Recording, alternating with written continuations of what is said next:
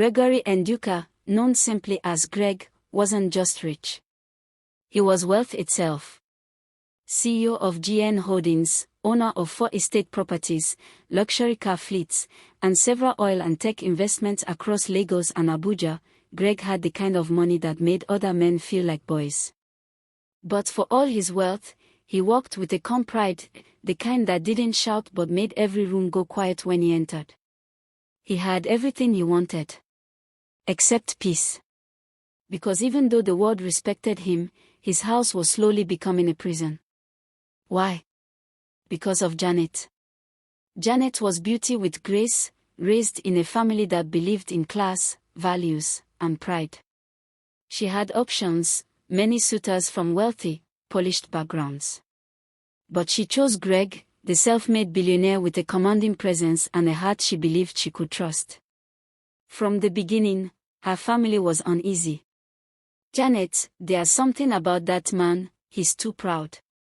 He's too traditional. Too controlling. You won't be able to breathe in that marriage. And what do you two even talk about? Money. But Janet was stubborn, not because she didn't hear them, but because she believed she saw what they couldn't. He loves me, she said with certainty. You see. He treats me like a queen. And truly, at first, Greg did. He bought her a house in Banana Island. Sent her flowers to her office. Flew her to Dubai for lunch. Their wedding trended on social media, with people calling her the luckiest girl in Nigeria. But luck is not the same as peace. 2 years after their glamorous wedding, Janet sat quietly in her walk-in closet, staring at a small white crib she had bought on impulse after a false pregnancy scare. It remained untouched. Still wrapped. No child had come. The whispers started in Greg's family. His mother, a traditional Igbo woman, was the loudest.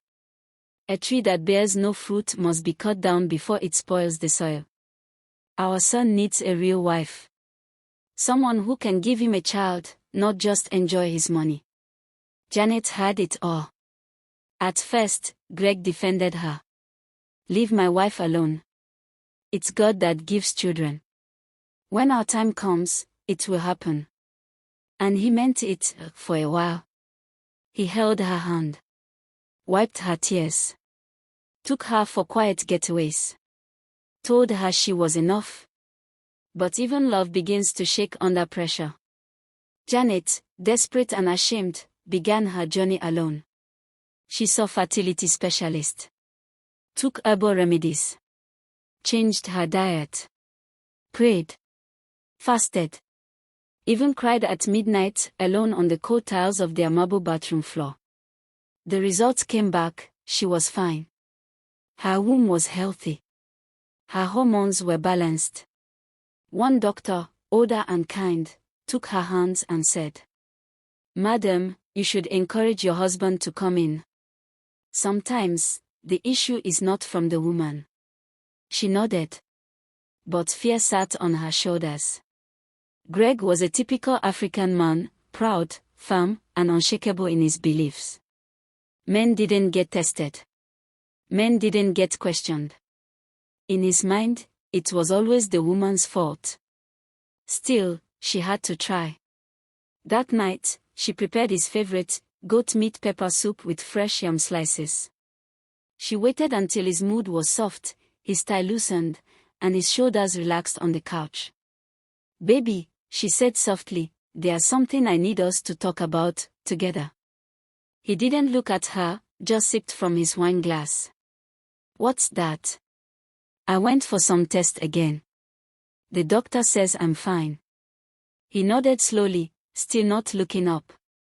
"That's good." He suggested maybe you should come in too. Just to be sure. So we can know how to plan. The glass hit the table so hard, wine splashed. "Are you saying I'm the one with the problem?" he asked, eyes now burning. "No, baby, I didn't say that. I just... You want to disrespect me now? Me? Greg Nduka. Do I look like a man that can't have children?" She froze. You women are all the same.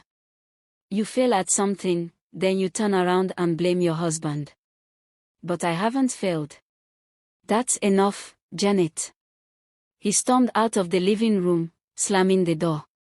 She sat still, her heart racing. Tears gathered but refused to fall.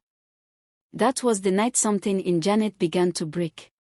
And she knew, this wasn't just about children anymore. The next morning, Janet couldn't bear the coldness in her home. The silence from Greg pierced deeper than his words ever could. She picked up her car keys and drove straight to her best friend's house. Olivia lived in a cozy, tastefully decorated apartment. She had known Janet since university. They were more like sisters than friends. When Olivia opened the door, she knew something was wrong. Janet, what happened? You look like you haven't slept. Janet didn't speak. She just walked in, dropped her handbag, and sat on the couch like her bones were heavy. Her hands trembled slightly. After a long pause, she spoke. Greg won't go for a fertility test. I've done mine. I'm fine. But he says it's an insult to even suggest that the issue could be from him. Olivia sighed, sat beside her, and took her hand. Janet. I'm so sorry.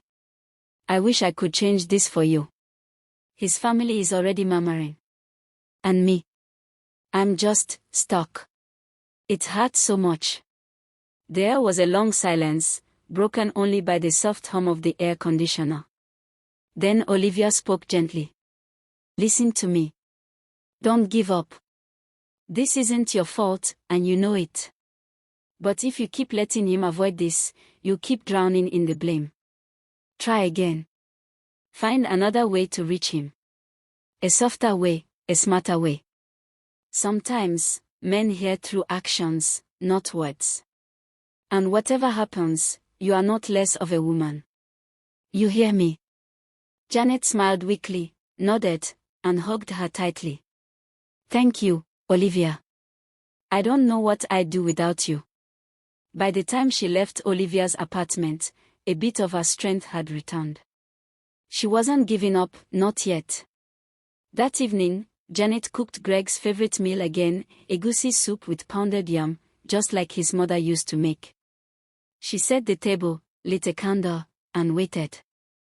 Greg arrived home just past 8 p.m., briefcase in hand, phone to his ear. He looked tired, distracted, and uninterested in anything outside of work. After freshening up, he walked into the dining room and saw the meal. What's the occasion? He asked flatly. Nothing. Just wanted to share a quiet evening with you, she replied softly. They sat. Ate in silence. Then Janet cleared her throat gently. Greg, please don't be angry. But I've been thinking. His eyes narrowed. His spoon froze midair. Janet. Just hear me out. Please. I know it's a hard topic. But I love you. And I want us to have answers. Together. I'm not accusing you. I just... Stop, right. There. He dropped his spoon again. I told you not to ever raise this nonsense again. What is wrong with you? I just... So you're saying I'm not man enough? That you married a weak man? A failure? His voice thundered through the room. Janet's eyes widened with hurt, but she didn't respond. The words were sharper than a slap. Don't ever, ever, talk to me about this again, he said and stormed upstairs. That night, Greg refused to eat the rest of the food. He didn't speak to her. He didn't touch her. His silence wrapped around the house like chains. The next evening, Janet, desperate and weary, knelt before him. I'm sorry, she said, voice trembling. I won't talk about it again. I promise. Just forgive me. Greg barely looked at her. Good, he said simply. Let it go. Children will come when God decides. Stop bothering me. She nodded, swallowed her pain, and rose slowly. But something in her spirit had started to change. Not with rebellion. Not with anger. With silence and quiet strength. 3 days later, Greg traveled for a business meeting in South Africa. Janet was alone in the house, enjoying the peace that came with his absence. But that peace was short-lived. His mother showed up unannounced, her wrapper tied tightly across her chest, headscarf high, voice even higher. She walked into the house without greeting. "Oh, Madam Housewife. Still sitting in your empty palace, I see." Janet tried to smile. "Good afternoon, Mama. Would you like something to eat?" "Eat what?" "Eat in a house with no child." "What have you been doing in my son's house for 2 years now? Warming his bed and wasting his seed." Janet's breath caught. "Mama, please. Don't mama me. You think because you wear makeup and speak English that makes you a wife? You're just a man married to another man. At least a man can produce something. You're empty." Janet looked away, trying to hold her tears. "Don't worry. I've made up my mind. I'm bringing another wife for my son. A real woman who can bear children." She stood abruptly, adjusting her scarf. "Tell Greg I came. And tell him his mother is not a fool." And just like that, she left. That night, Janet curled on her bed like a wounded child and wept. Her tears soaked the pillow. The walls heard her sobs. But no one came. No one said sorry. No one held her. And yet, something deeper was forming in her heart. This wasn't going to be the end of her story. It couldn't be. Time did not heal the wound. Instead, it buried it deeper. As days turned into months and months turned into 5 long, barren years, Janet learned to live with emptiness. She stopped asking Greg questions. Stopped cooking his favorite meals. Stopped expecting affection. It was safer that way. Greg was rarely home, always flying from Lagos to Abuja, or Dubai to London, always closing deals, always unavailable. When he was home, he came in late, locked himself in his study, and left before dawn. Janet watched him grow more distant each day. The man who once called her "my sunshine" now barely said good morning. And yet, she stayed. Prayed. Waited. Hoped. One bright Saturday afternoon, Olivia convinced Janet to come out for lunch at a high-end restaurant on Victoria Island. Janet almost said no, she didn't have the energy, but Olivia insisted. "You need air, January. You've been in that house like a prisoner. Today, you'll eat and laugh, if it kills me." They got to the restaurant. It was bright, filled with the sound of clinking cutlery and soft jazz music. The waiters wore white gloves. The air smelled like roasted pepper steak and expensive wine. Just as they were being shown to their table, Olivia suddenly stopped walking. "Janet, look." Janet turned, and her heart nearly stopped. There, sitting by the window, was Greg. Laughing. Smiling. Looking alive. Across from him sat a young, stunning woman with smooth caramel skin, red lips, and a sleeveless gown that complemented her curves. She laughed too, a soft, flirtatious giggle, as she leaned forward and touched Greg's hand lightly. Janet's stomach twisted. She looked away, quickly. "Let's sit somewhere else," she whispered. But Olivia wasn't having it. "No. We're not running. You're his wife, not a stranger. Let's go say hi." "Olivia, please." "Janet. You need to face whatever this is." Janet hesitated, then followed. As they approached the table, Greg looked up, and his smile dropped for half a second before he forced it back on. Well, look who we have here," he said, standing. The woman smiled politely, brushing her long hair behind her ear. "Greg," Janet said quietly. "Hi." "Janet." "Olivia." He nodded stiffly. This is Jennifer. She's my business partner from South Africa. We've been working on a joint investment. Jennifer extended her hand, her tone warm. So nice to meet you, Mrs. Nduka.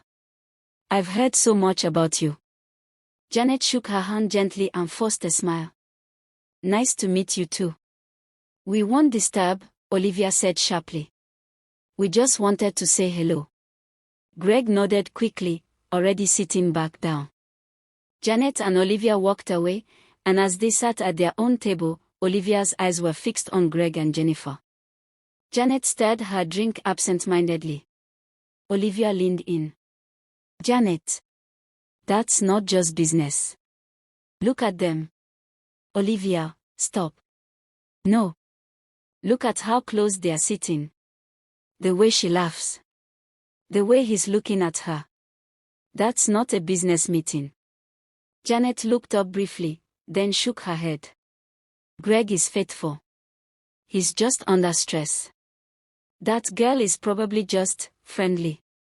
Janet. No, leave. Please don't start. I don't have the strength. Olivia sighed and looked away. You're not blind, Janet. You're just choosing not to see. Janet swallowed hard. Her throat burned, but she held the tears back. If I admit it, then what do I have left? She whispered under her breath. And so, she picked up her fork and tried to eat.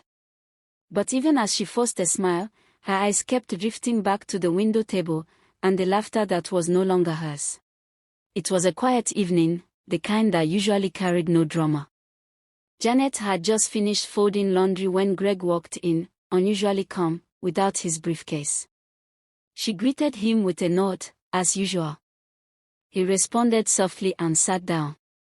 Janet, we need to talk. She paused. Her heart skipped. Maybe he wants to fix things, she thought.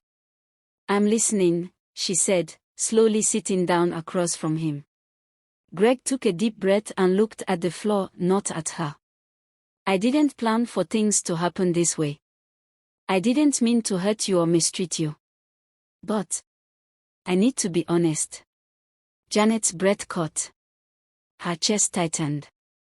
Jennifer, she's not just my business partner. There was silence. A long, stretching silence. She's my girlfriend. Janet's mouth fell open, but no words came out. She blinked, trying to process the sentence. But Greg wasn't done. We've been together for some time now. She already has 2 kids for me. And she's pregnant again.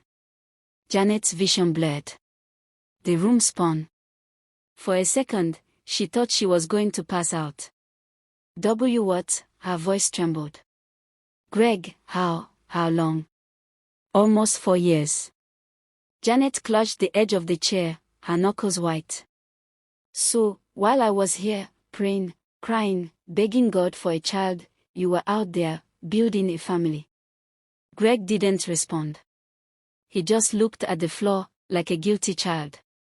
Then, the final blow came. Janet. I want a divorce.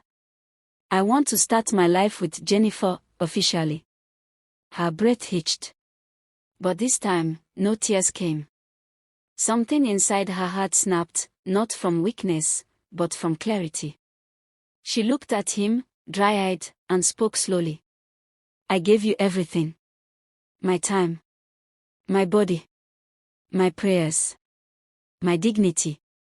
And while I was emptying myself, you were filling another woman with children and lies. You want a divorce, she stood. You have it. You want to build your home with someone else. Go ahead.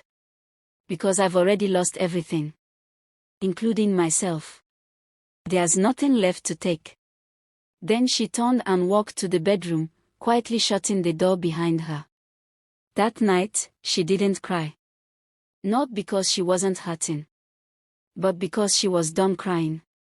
The next morning, Janet called Olivia. Leave, it's over. He told me everything. Jennifer is not just a side fling, she's his life now. They already have kids. What? And he wants a divorce. I agreed. I'm leaving today. There was a pause. I'm coming. Pack what you need. We'll figure out the rest later. That afternoon, Olivia arrived with 2 large suitcases and fierce determination. She didn't speak much, just helped Janet pack quietly, both of them knowing this day had been coming for a long time. Janet stood in the middle of her once beautiful living room. Her eyes scanned the memories, the designer couch they picked together, the art pieces she bought during their honeymoon, the wedding portrait still hanging on the wall. She stared at it. Then took it down. Leave it, Olivia said gently. It's not your burden anymore. They loaded the car in silence. As they drove out of the estate, Janet didn't look back once. She was done looking backward. Janet spent the next few weeks at Olivia's apartment. She found a small, cozy flat near the city, not fancy, not extravagant, but peaceful. She began again, slowly. Cooking for one. Sleeping in silence. Walking with no shadows behind her. Her heart was still healing, her wound still fresh, but for the first time in a long time, she could breathe. And deep down, she knew this wasn't the end of her story. It was the beginning of something new. Something hers. With the help of Olivia and her family, Janet gradually found herself again. The tears she had once cried like rain were now replaced by purpose, confidence, and a new glow. She started a fashion business, Jan Classic, and within 2 years, it had become one of the most talked about fashion brands in the city. She owned a stylish boutique, drove a sleek car, and had recently bought her own house in a quiet, secure neighborhood. People began to see a new Janet, bold, elegant, successful. But what they didn't see was that she had built everything from the ashes of heartbreak. What are your thoughts about this story? Please subscribe, like and drop a comment. Till I drop another story, stay safe, bye bye.